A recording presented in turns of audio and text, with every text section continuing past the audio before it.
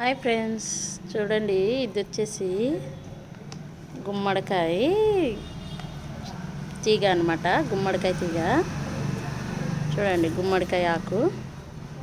ఇది వచ్చేసి ఆలుగడ్డ, పెద్దగా పెరిగింది ఆలుగడ్డ చెట్టు. ఇప్పుడైతే దీన్ని మనం తీసేద్దాం, గుమ్మడి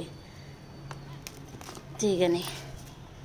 దీన్నైతే మనం ఇప్పుడు కూర వండుకుందాము. ఇది గుమ్మడి ఆకు. ఇది వచ్చేసి తెలుసు కదా మీకు, సామగడ్డ.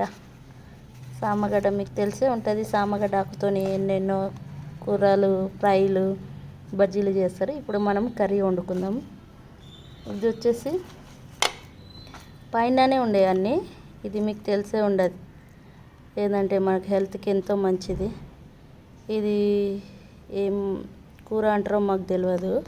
మీకు తెలుసుంటే కామెంట్ చేయండి ఫ్రెండ్స్. దీంతో మూడిట్లతోనే మనం ఇలా కూర చేయబోతున్నాం.